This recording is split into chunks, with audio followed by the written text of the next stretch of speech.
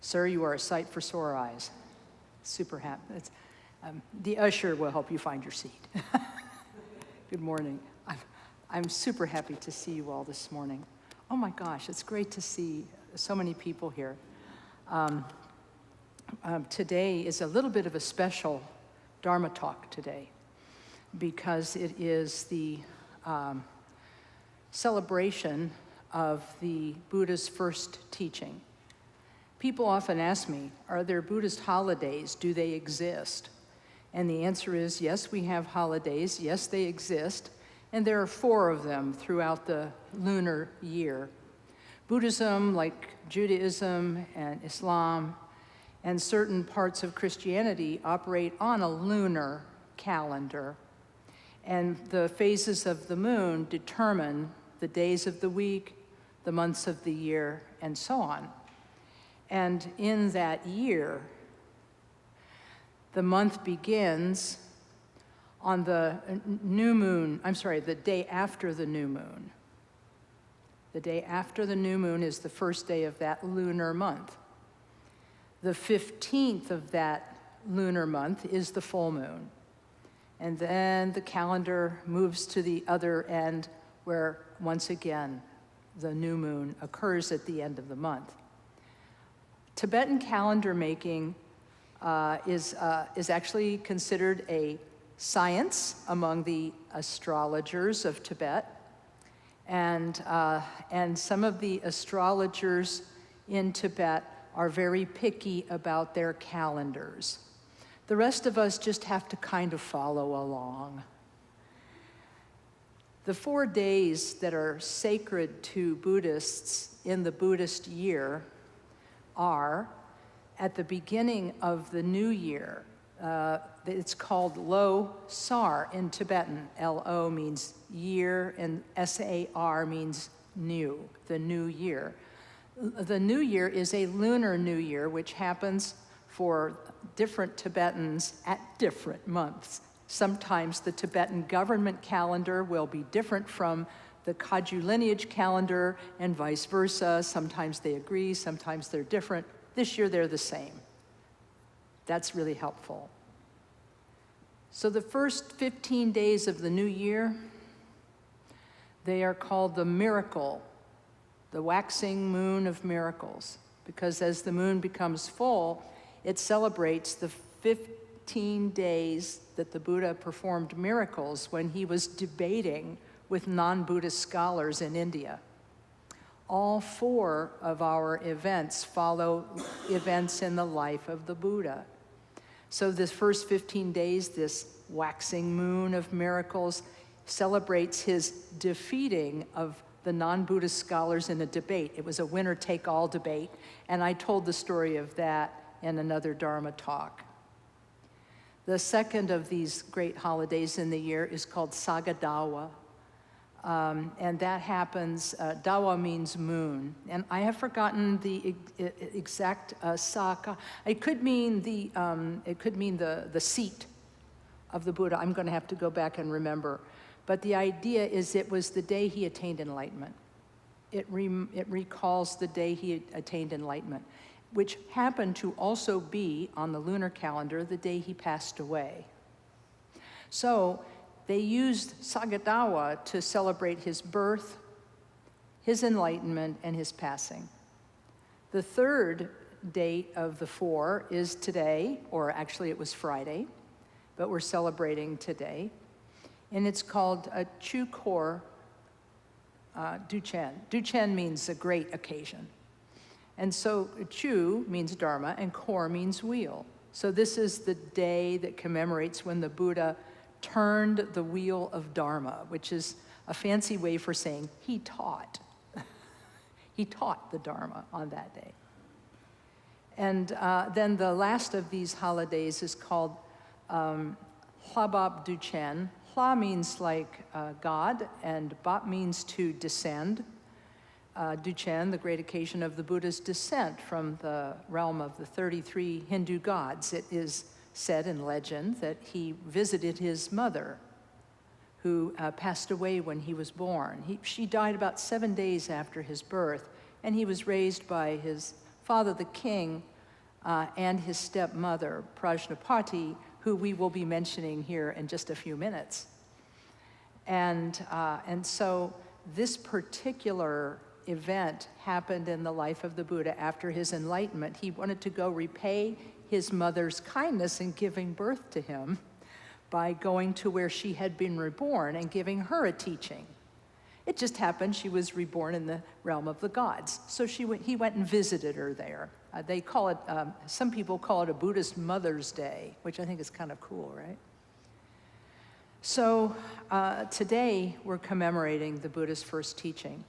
And in honor of this, I'm going to begin by having us all recite a prayer of aspiration.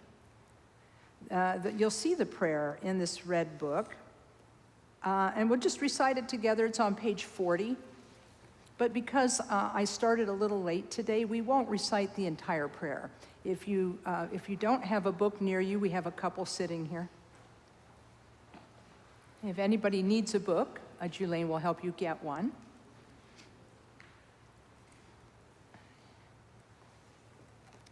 Now you're going to laugh because first thing I do is I say turn to page 40, and then I'm going to tell you to keep turning in a minute, but you can see the picture. This way you get to see the picture on page 39 or 40, whatever. Yeah, page 40. So the Buddha's first teaching day, I just want to show you something. There's a prayer here in English, the praise of the 12 deeds.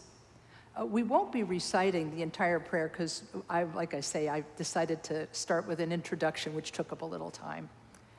And so what it is that we praise the 12 main activities of the Buddha while he was living in this world.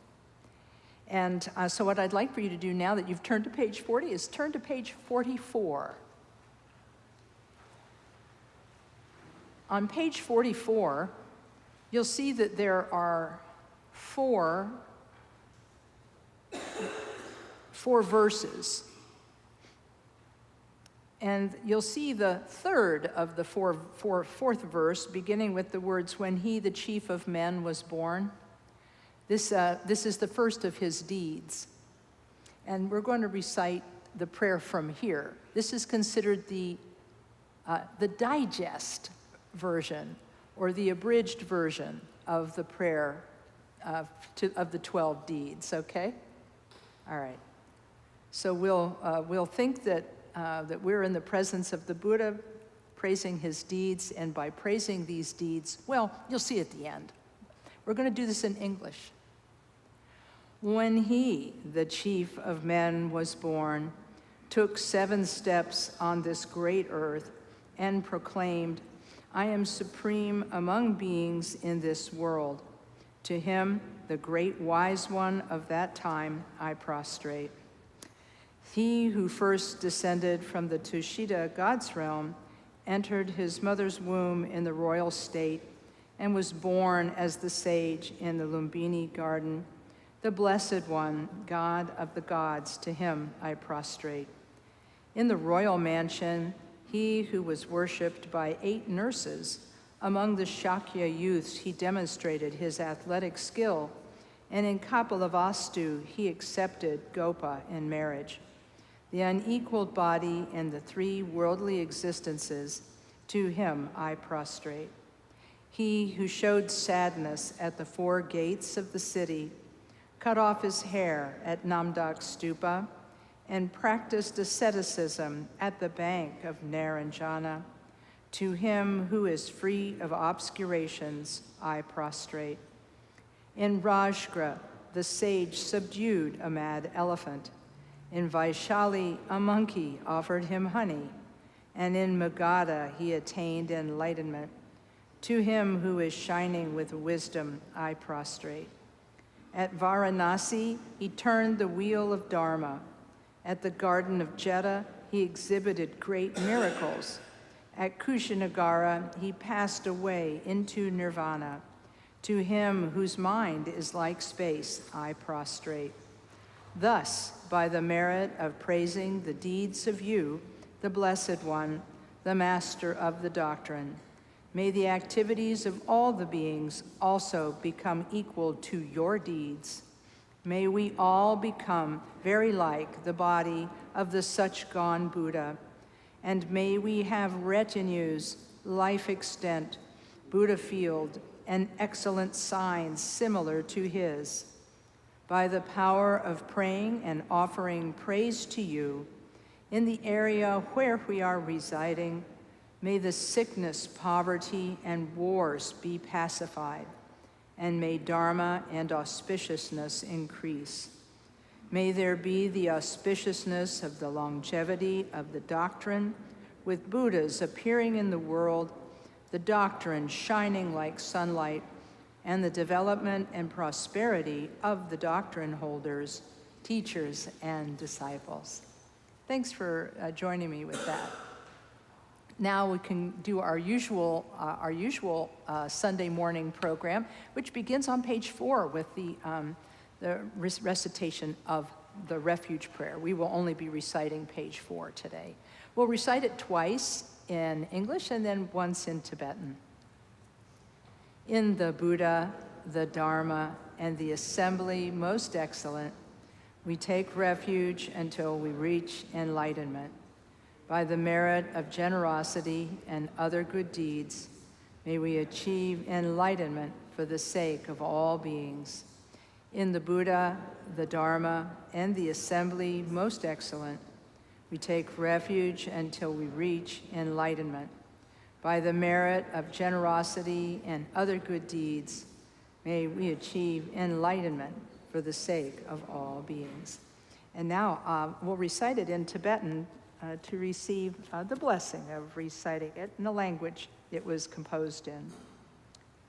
Or Sanjay Chudan Soji Chodnahamla Changchu Pardu Dani Kyapsuchi Daji Jinso Jibe Sunam Ki Drola Penshir Sanjay Druparsho. Okay, thanks very much. Now I'll recite a short prayer of my own, and then we'll get started. O Palden Sawe Lama Rinpoche Tagi Chiwar Pede Ten Shula Kadrin Jembo Gorneche Sunte Kusum Tuging Udrup Sal Huso.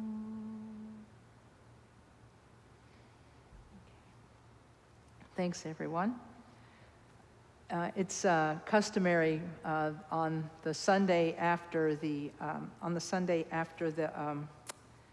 Chokhor Duchen holiday. It's customary for me to recite some of the verses of the Dhammapada, which is the very first book collection of the Buddhist teachings. So I'll start with that.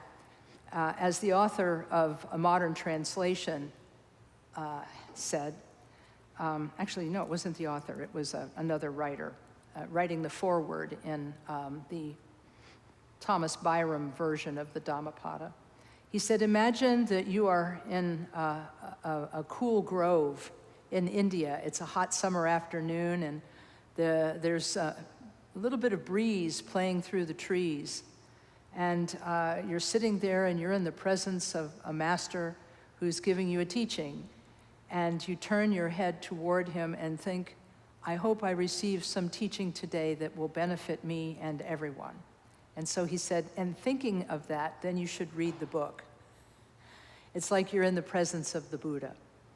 And so the book begins with 8 short lines, and I'll recite them for you.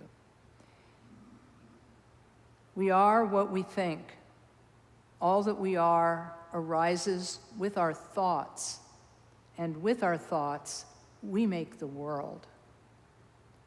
If we think, speak, and act with an impure mind, Suffering follows us just as surely the wheel follows the ox that draws the cart.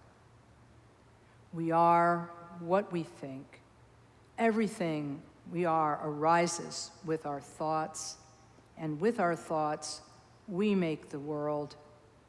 If we think, speak, and act with a pure mind, happiness follows us like a shadow that's unshakable.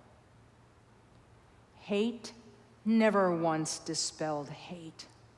Only love dispels hate. This is the law, ancient and inexhaustible. You too shall pass away. Knowing this, how can you quarrel? It's beautiful.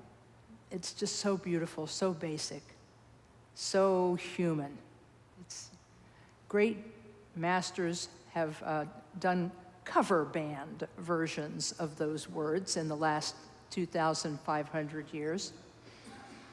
And you will even see some of these online today. In any case, those words of the Buddha are very famous and well known. And as you saw in the prayer we just recited, by thinking of and remembering the Buddha on this particular day, we remind ourselves that we too have Buddha nature. Every person in this room has Buddha nature. They have a mind that has the capacity to know itself and to know itself completely and to accomplish perfect love and perfect wisdom. Everybody has the potential. Everyone has the potential to do that. And one author said, in a way, reciting this prayer is really beneficial because he said, eventually we will all live the life of the Buddha. We will all be born into circumstances that shape us, and we'll take those circumstances with us. We will have some happiness, we will have some suffering, and then make the decision that we want to choose happiness. We will forsake unhealthy people and environments, sit in solitude on our meditation seat, and practice meditation. And hopefully we will accomplish as the Buddha did, awakening and freedom from suffering. I just love that analogy, and so you'll have to forgive me, but I do tend to repeat it at least once a year. Because every single one of us, in some way, is living the life of the Buddha right now. We've all been through stuff, let's face it, and here we are.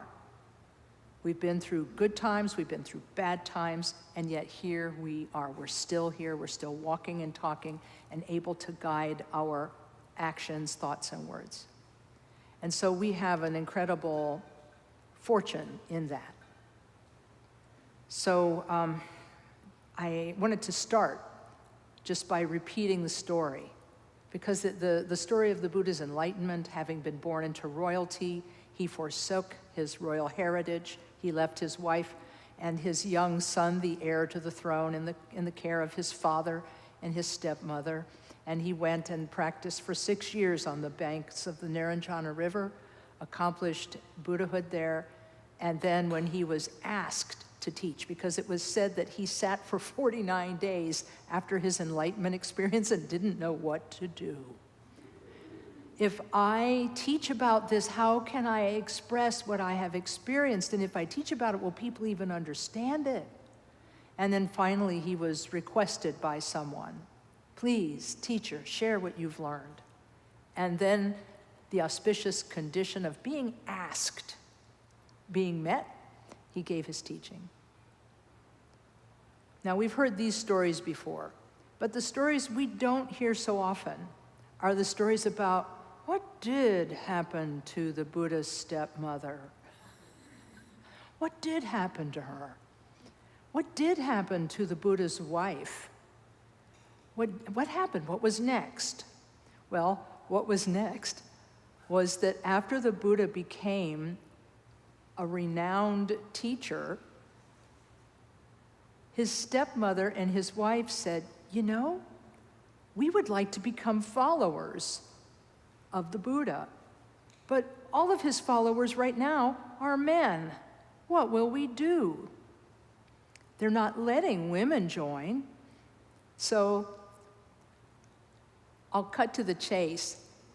They asked him if they could ordain, leave home, shave their heads, and become monastic. And he said, no, it's not the right time. And so they were very disappointed. Well, they gathered a little steam, and then they found there were other women who wanted to ordain, and they marched. Yes, they marched. All together. They went ahead and shaved their heads except for a little tuft of hair so that it could be cut as was cut in the monastic rites. They shaved all their hair, they put on robes, and they walked to the place where the Buddha was staying. It was many miles. They marched on the Buddha's compound, and they stood beneath his balcony and said, ordain us. And he said, once again, he said, no, the time is not right.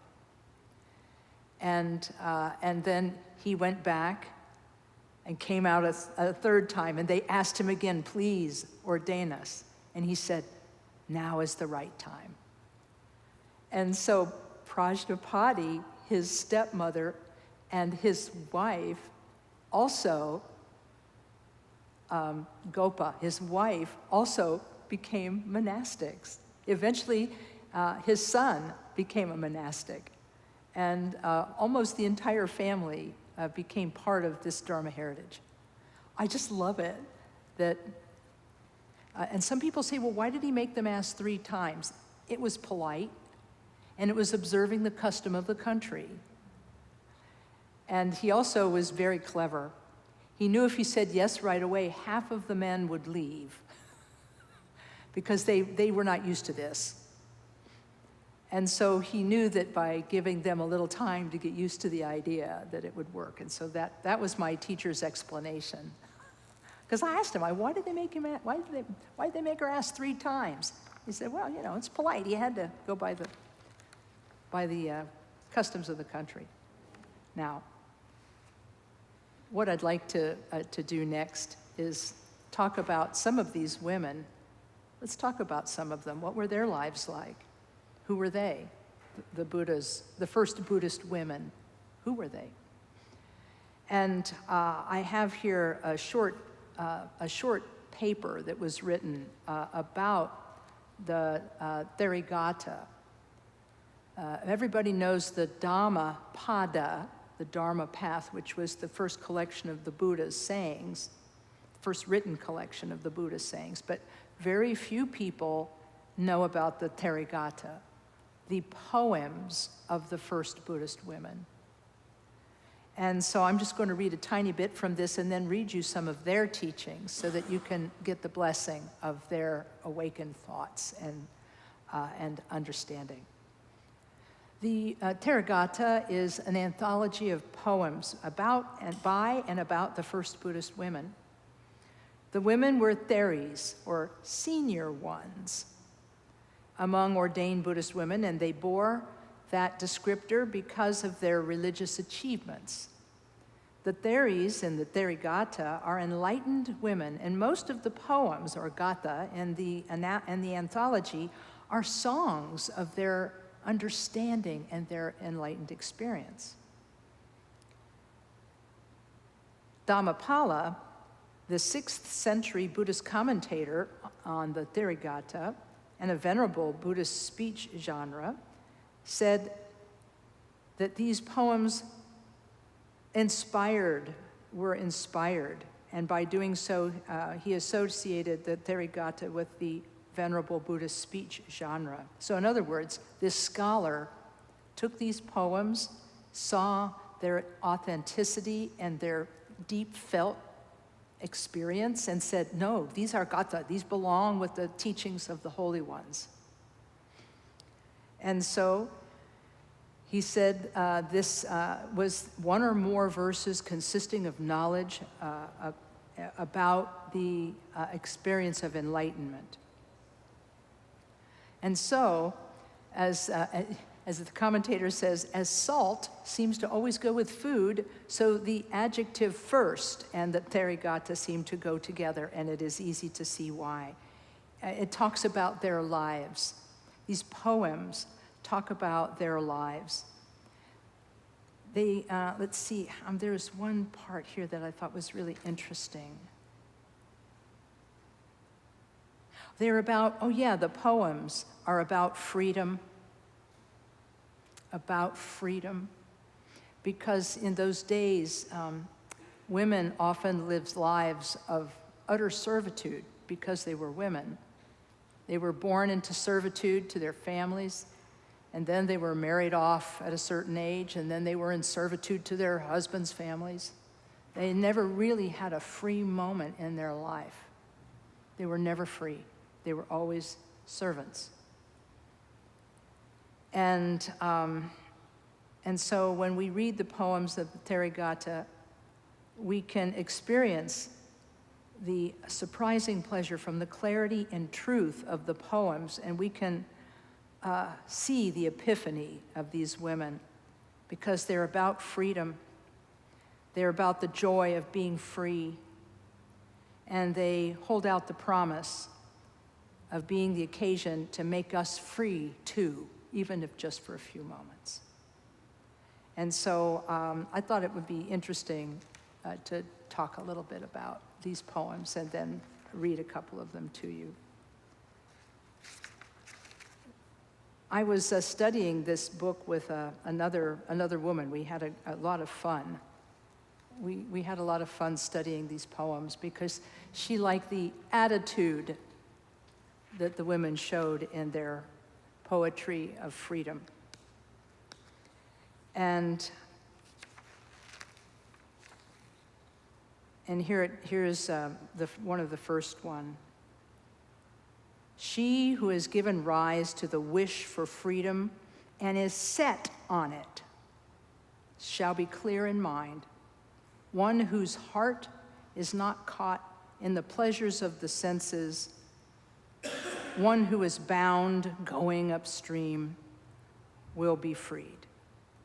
So the idea that the inspiration to want to be free from the sufferings of samsara motivates all people who want to attain enlightenment, the wish to go beyond the sufferings of this world. And the Buddha, in his teachings, as you can see from the one that I quoted at the beginning, said that when we cling to things, people, situations, ideas, or if we plunge into mere satisfaction of the sense pleasures, we lose the opportunity to go deeper into ourselves and to become something more than what our thoughts and stories tell us that we are. I want to say that again. When we form the wish to be enlightened, we want to go beyond what our thoughts and stories that we tell ourselves tell us about who we think we are. We have stories we tell ourselves about ourselves. We're this, we're that, we're good, we're bad, we're confused, we're wise. We tell ourselves stories all the time, but we can choose the story, and we can change the story. And the women who write these poems are women who decided that in a world where they had no freedom, they could become free by setting their own path and by taking their own life story and changing it. So they left home, these women, they left home. They got a begging bowl and a walking stick, a begging bowl for their food and a walking stick, and they went from door to door, just like the male monks did, asking for alms for their noon meal, because the habit of the Buddhist monastic was to go from home to home seeking alms so that they could eat their one meal that they were allowed per day and spend the rest of the time in meditation. It was a very austere life that they lived as monastics. Modern monastics have it easy by contrast. They only spend 1 month a year living on alms and one meal a day. The rest of the time, they have more conventional ways of being. But they still live in community, and they still live on the donations of those who support them. So here's one particular poem about a woman who made the decision to do this. Now you can imagine if you were one of these traditional fathers or mothers and your daughter came to you saying, "Hi, I'd like to shave off all my hair, leave your service, and leave my husband, leave my child, and I think I'm going to go walking and following the Buddha, wearing a robe and carrying a begging bowl and a staff." The parents didn't go for it. No, it didn't go for it. And the attention given to the realities in these women's poems always include the endless varieties of social suffering endured by women, but also those endured by the poor. As the nun Chanda says, in which she decides that to ordain as a Buddhist nun, she does it out not of any spiritual aspiration, but as a way of getting food. So here's when once she achieved awakening, she looked back on her motivation for leaving home, and she said, maybe it wasn't the best of motivations. Here's her story. In the past, I was poor, a widow, without children, without friends or relatives. I did not get food or clothing. Taking up a bowl and a stick, I went begging from family to family. I wandered for 7 years, tormented by cold and heat. Then I saw a nun as she was receiving food and drink. Approaching her, I said, "Make me go forth in homelessness," meaning she was saying, may I become ordained as a Buddhist monastic, because that's what they called it in those days, going forth from the environment of home into homelessness, meaning that they would become free from the social strictures of the home. And she was sympathetic to me. And her name, this woman, Pachara, made me go forth. She gave me advice and pointed me toward the highest goal of Buddhahood. I listened to her words and I put into action her advice. That excellent woman's advice was not empty. I know the 3 things that most don't know. Nothing fouls by heart. In other words, she came to know the state of enlightenment. She came to know her past lives. She came to know all that holds a person back, meaning all of their obstacles and obscurations. She came to, by knowing herself completely, she then was able to know the hearts, minds, and aspirations of everyone, and then try to accomplish those in her practice. I'm going to tell you maybe 1 or 2 more stories, and then we'll have a discussion. Does that sound good? All right. And let's see if I can find this particular one.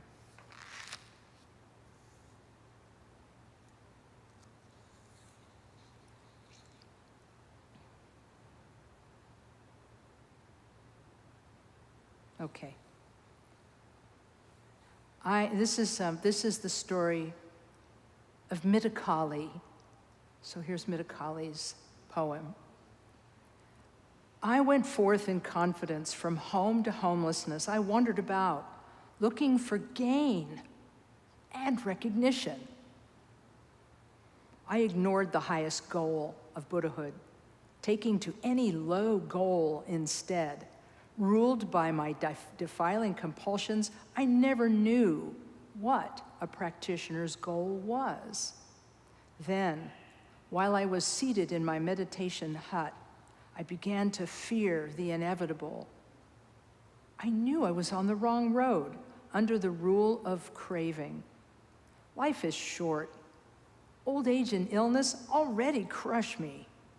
There's no time to waste before this body is broken by old age. Looking at a person and seeing that a person is only made of impersonal parts, seeing those as they changed over time, waxing and waning, I stood up, my mind freed, the Buddha's teaching done. I love that poem because here's another person who started practicing Buddhism for kind of all the wrong reasons. She wanted honor and recognition, and she didn't get it because she was co-opted by her own ambition. And then that one dark night when she was sitting in her meditation hut, she realized that she was on the wrong path. And in the moment that she realized it, she understood the meaning of the Buddhist teachings, and she stood up a wise one. So it's like, we would all like to have instant enlightenment. It would be really swell. My teacher did tell me one time, he said, Buddhahood does happen in a moment. He said, but it doesn't happen by accident.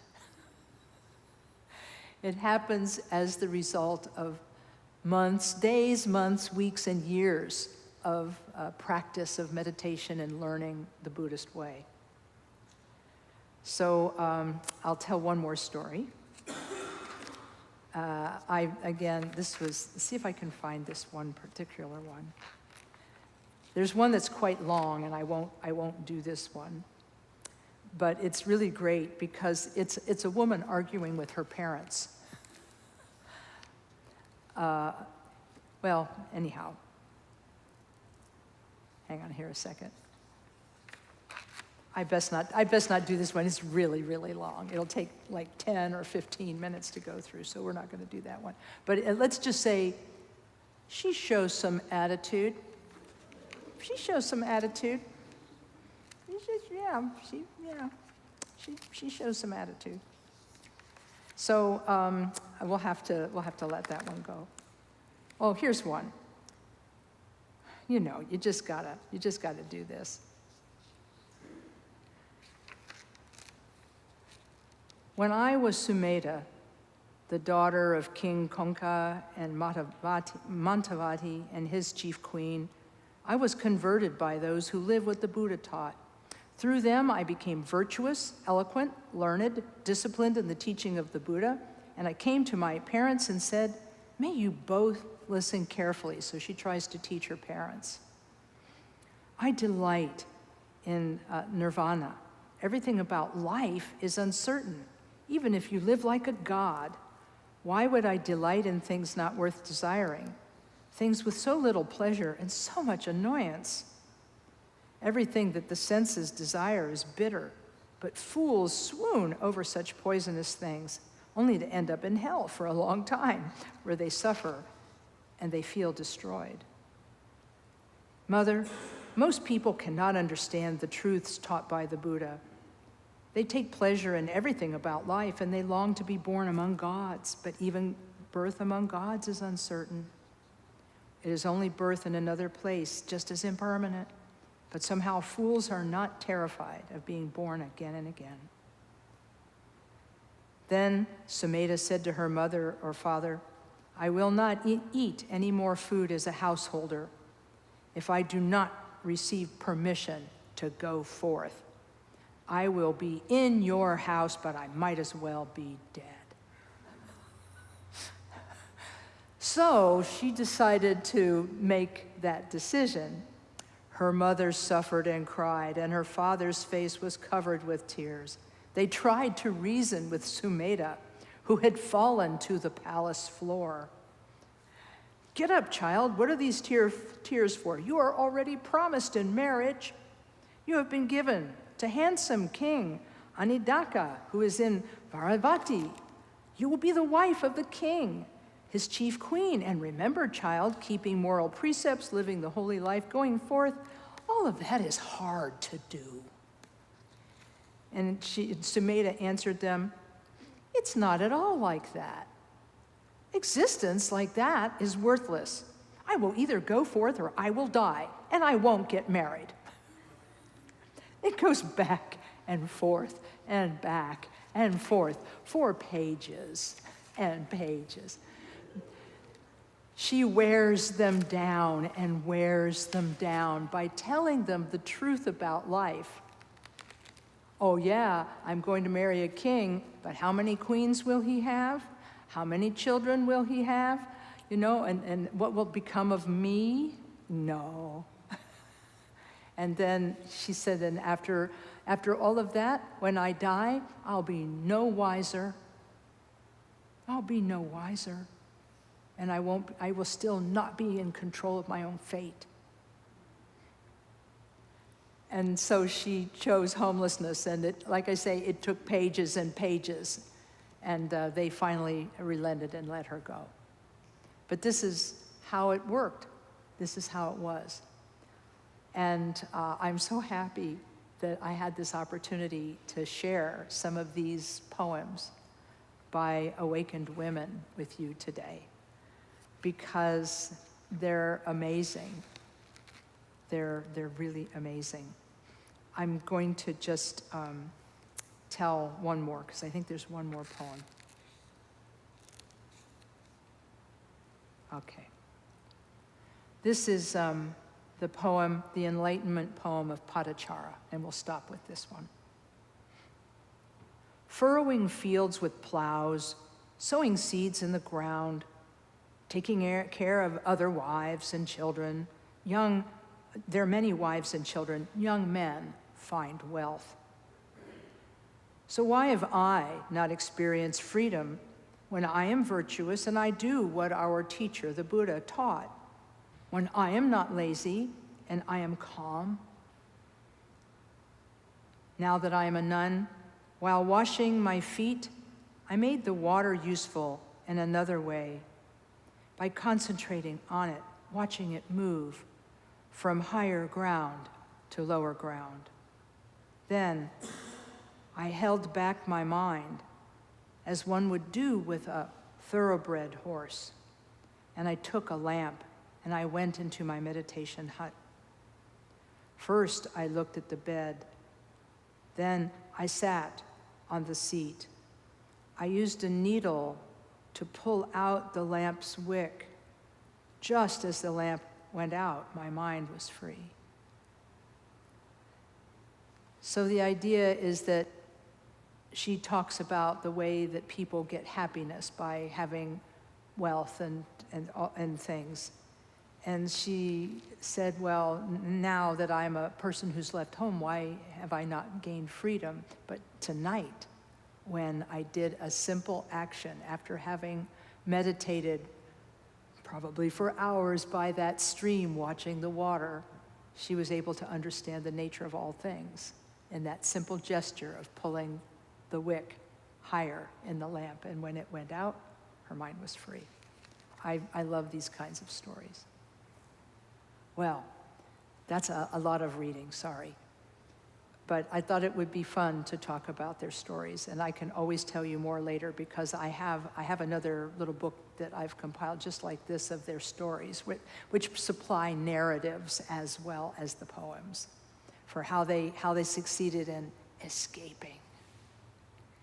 So, questions you can ask about women in Buddhism, you can ask about the Theragatas, you can ask about the Buddha, you can ask about anything. I just don't know the winning lottery numbers. So we have 2 question microphones for your opportunity to ask. And so if anybody has questions, curiosities, or inspirations, you can use the microphone, or we can just meditate. What do we got? Questions, comments? Yes. Yeah. Oh, thank you. And I guess I wonder, I still don't see many women in Buddhism, and I wonder, do you get discouraged with that? You know, I'm really glad you asked this question because from the very beginning, I asked my teacher, Khenpo Karthar Rinpoche, about this. I said, you know, I've read about how, you know, before there was the internet, there was the Reader's Guide to Periodical Literature. Does anybody remember the Reader's Guide to Periodical? Okay, you're as old as me, okay? It was what we had before the internet. We would go to the library and we would read these incredibly thick books that showed you every magazine article about the topic you wanted to read about, and sometimes it even showed you where to find them. They were on microfilm, you set a little machine. It was very interesting. It was before the internet, when you had to do everything by hand. So I'd done some reading before I met Rinpoche in 1977, and I said to him, I read about how women are not treated well in Buddhist monasteries around the world. What do you have to say about that? Nice question to start with. I was a reporter for a newspaper after all, and that was kind of like I was into that. And you know what he said? He said, look, he said, the Buddha's teachings say that men and women have equal capacity for enlightenment, and they have equal capacity to practice Dharma. He said, anything you see that doesn't reflect that, that's culture, not religion. And that meant a lot to me. But the fact of the matter is the culture is still winning. And there are not a lot of opportunities for many kinds of us. We can't all practice, we can't all teach, we can't all go to seminary, we can't all do these things. We need to be able to, everybody needs to be able to do it. We have to find a way. And I often say when people ask me about this, why aren't there more women teachers? And I think there's many reasons for this. And I think it really does come down to fewer people having opportunities to actually do the long retreat, which is how teachers are trained in our tradition. But I've made a practice here I created something called the meditation instructors. And they're men and women, and you don't have to pay money, but you do have to be chosen for it. It is an invitation only. But the reason I have to do that is because all of the people who teach here are on my liability insurance policy. So I have to have it's just a very technical reason, but it's a reason that I have to respect. And so I tell people, if you would like to someday get an invitation to be a teacher, learn your Dharma very well, be a good student, and then slowly you'll become a good teacher. But anyway, back to your question. I think it's because there are not that many opportunities for them to do the long retreat, which is how we train people here. But they have great opportunity in the meditation instructor corps here. And in other Buddhist organizations that have and use lay teachers who do not have the 3-year retreat experience. They use them as teachers. They don't call them lamas. They're often called acharya, or like a master. And so I think that this is something that will take time. But the other part of it is that to be seen as a person of quality, you really have to go and meditate and really be serious about your practice. And not all of us have enough time to do that. We don't have the time to go into long retreat and to learn things and to practice. And then after that, we become teachers, and then we get so busy we can't do retreat ever again. We can't take time off. Like me, I'm gonna like take 7 days off in October. Shh, don't tell my boss, because I want to do a retreat. So, so I think that's part of it. And I am not discouraged, not in the least, because I see so many strides being made in such a short period of time here in the United States. So we just have to keep finding ways to engage everybody and give them as much teaching and training and the heart to help other people as possible. I know that's not a fully satisfactory answer, but I think that we're working on it. And I'm not discouraged about that, because look at how long it took for us to get here. and how many women presidents of the United States we've had so far. So, I think we've got, you know what I'm saying? It's like, we've got a little ways to go. And so we have to just keep working on finding ways to make society aware of the gifts that we have to offer. And then to do our best to be those exemplars if we can. We're all flawed. I'm flawed. Everybody is. But we have to find ways to reach out and help others. So that's my answer today. You ask me tomorrow, I may have a different one. Yes, hi. Yeah, you get to, this is really a fun thing. Yeah, don't you love it? I love it that we have instructions on the question mic now. So people aren't quite as frustrated by the question mic as they used to be. So it's really nice. Thank you, Lama Kathy, Yeah. first of all.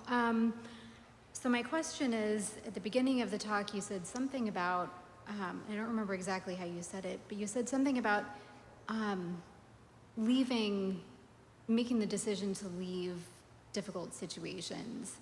I think I heard that, but could you come closer to the microphone and repeat? I said at the beginning of the talk, I heard that first. you said something about making the decision to leave difficult situations, Okay, like right, okay. choosing to leave them. Yes. And a while ago, I heard you also tell a story about a monk that was taking a really long journey and decided to take with him the most annoying student he had as his teacher.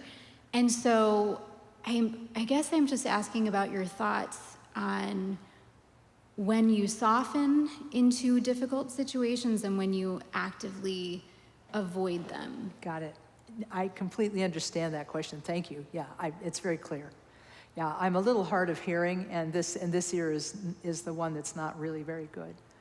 So yeah, I completely understand that. The questioner is asking about how you make the decision which situations to take a softer approach and when to not take a softer approach. I'm just briefing it down, because I think that when what I was getting at was that when a person is a meditator, when a person's not a meditator, their thoughts are like chatter, chatter, chatter continuously. Some people say they have a monkey mind. It's just a chatter, chatter, chatter, and it's very noisy and it's very confusing. But when you meditate, you can begin to, when you let those thoughts go and return to the breath and let those thoughts go and return to the breath over and over again, you begin to get spaces in between the thoughts, and which is really fabulous. And then that's where you get the decision. That's where you can make the decision to step back, take one step back, and look at what you've decided and what you are doing, and then make a change. I think that was what I was getting at. And you're asking what decision to make. And I was just describing how you get to the place where you can take that step back and make that decision. When we get the opportunity to step back and make that decision, we're not instantly going to know what to do. And I think that there are some situations where no matter what you do, the person is not going to see or hear you or understand you. I think that's what you're talking about, right? Is that what you're getting at? Like when to push on a situation and when to hang back? Or when to be in a situation or leave a situation? Yeah. Khenpo Karthar Rinpoche gave a talk about this once, and he said, we want to help people. We always want to help people. But sometimes, he said, we can't help somebody. We try, but we just can't. And we're not going to be the one to get through to that person. And he said, when the person trusts you and knows you, then you can say even difficult things to them, and they'll believe you and they'll listen. He said, if they don't really trust you or they don't really know you, they may not make a change in themselves based on what you're doing. And so he said, if you begin to really resent the person you're trying to help, that means that you've gone too far and you actually need to back up and not help them as much. Does that make sense? Does that give an answer to the question, or I feel like I'm missing part of your question? So when you let a difficult situation be like your teacher, right? Oh, letting a difficult situation be your teacher, right? Okay. Okay, yeah, okay. Yeah, I get it. Yeah, resentment. I think that's really the main thing. It really comes down to that. Because I remember what you were saying about how to know when to let a difficult situation be your teacher. But it's all about our ability, isn't it? It's about our skill level. And if we have the skill to be impactful or to be effective, great. But if we don't have the skill to be effective, you got to back up. Because that situation is not going to, you're not going to be, if you can't see what is happening to you as something you need to learn, and it's really causing you suffering, and you feel like someone's really being abusive toward you, that's not what that's about. That's too much. One of my teachers said, one time a person said to me, "Oh, I have a friend who's in an abusive situation, but they feel that to be compassionate, they have to stay in the relationship." And the teacher said, just because you're compassionate doesn't mean you have to be wrong-headed. He said it's never right. He said it's never wrong. I'm sorry. He said it's never wrong to tell someone to stop hurting you. And so I think that we have to make decisions based on our skill level. We have to be realistic. We have to be realistic about our ability to see something as our teacher. Because if we can't, the teacher who told me that, he said, yeah, it's great if you can see everything as the purification of negative karma. Every suffering you undergo is a purification of your negative karma from previous lives. And he said, but that's almost impossible. For us, the suffering gets to be too great, and we can't see it that way. He said, of course, that's ideal, but in many cases, it's impossible. So you just cultivate compassion for the people, but then you have to change. You have to leave. Does that make sense? Yeah, and that's because we have to be honest about who we are and where we are in our practice and our capacity. I've had to walk out of many situations because I just did not have the skill. I couldn't get through that person. And they were making me more and more angry. Because see, if we get angry and resentful, then we're actually doing ourselves and that person a disservice. That's what he means by wrong-headed. So I hope that's helpful. Yeah. And if I didn't fully answer your question, you can see me after, and then I'll see. But yeah, you can't like say, oh, I'm a Buddha right now, and I'm going to see everything as my teacher. If you can do it, fabulous, but it's not going to be 100%. And how you know when to leave? You leave when you become resentful and angry toward the person, because that means you've exceeded your current limitation. We all have a certain amount of naturally occurring compassion, but there are situations we haven't experienced yet and can't get through and can't work through. So we have to be real about that. Hope that's helpful. Well, we have to stop here for today, but I really, really appreciate the questions, and I'm so glad you came today. We have a dedication that we do. We're going to turn to page 30 in the Red Books, and we'll simply recite, I think there's just one prayer on page 30. Yes, it's not the prayers on page 30, it's the prayers on page 31. We'll gather together all the goodness that we've accomplished in this session, and we dedicate it to all beings who are suffering. May they be free from suffering, come to Buddhahood, and coming to Buddhahood, may they emanate in all directions and benefit beings endlessly. We'll recite in English. By this merit, may all attain omniscience. May it defeat the enemy, wrongdoing, from the stormy waves of birth, old age, sickness, and death. From the ocean of samsara, may I free all beings. The courageous Manjushri, who knows everything as it is. Samantabhadra, who also knows in the same way. And all the bodhisattvas that I may follow in this path. I completely dedicate all this virtue.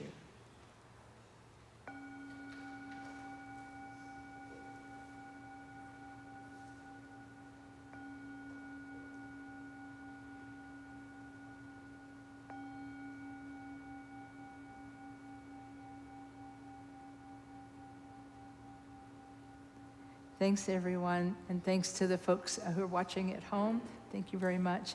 Have a good week, and we will see you next Sunday.